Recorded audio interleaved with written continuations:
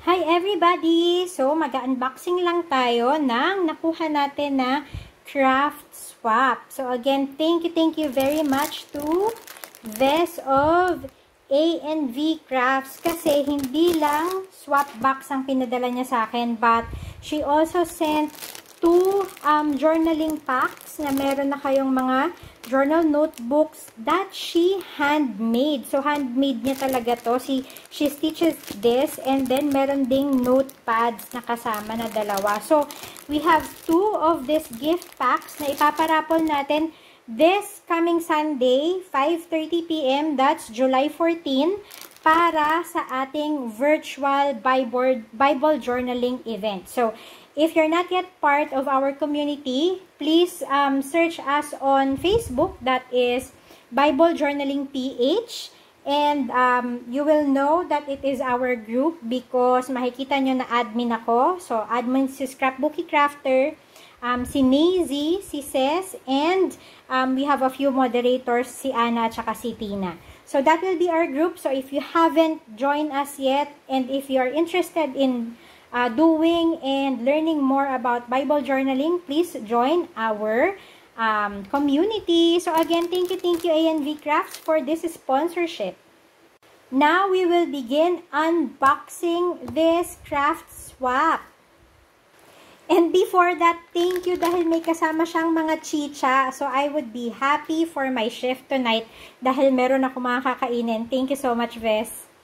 Alright, now let's head on to our unboxing. Ang ganda nito, oh, naka-dikit siya dito. So, big tag. And let's open our box.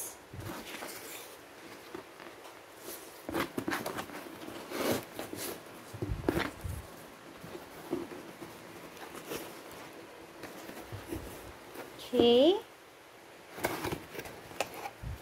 Ta-da! Okay, let's remove this and let's see. Wow, wow! Wow, this is so cute. Let's open this. So nice. Thank you so much for waiting for the stationery swap. You're welcome, Vess, and thank you for this. These are all handmade. Grabe, ang ganda. Hope. And then we have Believe. Ang ganda ng mga edges niya, oh. And handmade stitches yan. And Blessed. Wow. Thank you, Vess. And then we have this 2. So, 1 and 2. Let's see what's inside. Oh, wow. So, mga Bible tabs to. Genesis, Deuteronomy, Judges. Wow, thank you, Vess. Tingnan natin kung ano yung nasa loob ng number 2. Okay, let's see this. Ayan, ito naman yung New Testament na mga Bible tabs. Thank you so much. Ang cute. Let me just put this aside. Okay, and let's unbox the other items. Ayan, pinadala niya rin tayo ng stamps. And, actually, excited ako dun sa mga items na talagang nag-handmade siya. So, this one is from Crafts by Kay. Ayan, so Crafts by Kathleen, made with Herrera. So, I think this is a curated handmade soap. Ang ganda! May gold pa siya! Wow! Thank you so much! Ang cute! Okay, let's do this. Let's set this aside. And then we have the Miniso sticky notes. Alam mo, helpful talaga yung mga sticky notes pag nagba-Bible journaling ka. So, this is really good. Ang kapal pa niya. Thank you so much, Vess. And then we have, of course, hindi matatanggal sa atin ang washi tapes. Kasama yan palagi pag nagjo-journal tayo. And then, I have my own kit. Meron din akong kit dito sa Craft Swap. Thank you so much, Vess. Also, we have this hair scrunchies. So, iba't iba siya. Marami siya. Ay, ang cute naman ng hair scrunchie na to. Hair scrunchie by Calvez Monique. Ang ganda nito, ah. I love the color. It's very minimalist. Ayan. So, and then we have pen na ginawan pa niya ako ng pen holder.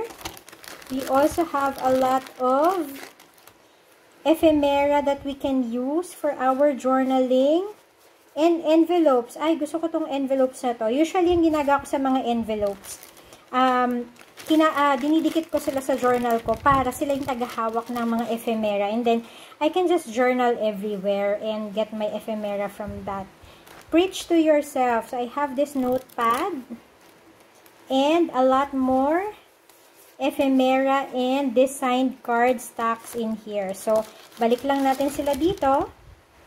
And then, she sent me a gel pen. Sobra talaga akong mahilig sa pens. Lalo na sa mga colored pens. So, this is really helpful, Vess. Thank you so much. Kasi, para sa akin, pag nagbo-Bible journal ako, para mas madali kong makita yung mga notes ko, in reference to the specific verse, kino-color code ko sila. So, mahilig talaga ako sa mga colored pens. And of course, this stencil, sobrang helpful siya kapag nagba-Bible journal ka naman dun sa Bible mo mismo. So, you can use this to, alam mo yun, para i-design yung iyong background.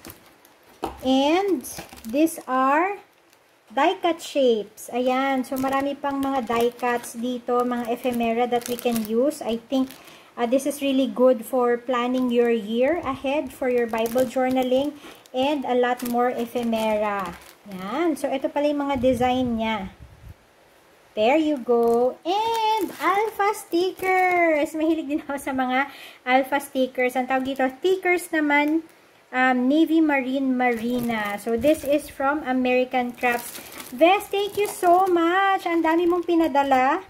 And, sobra ako natuwa talaga. Lalo na dun sa mga handmade items mo. I really appreciate kapag mga handmades. Kasi, syempre, diba, hindi lang siya basta gift.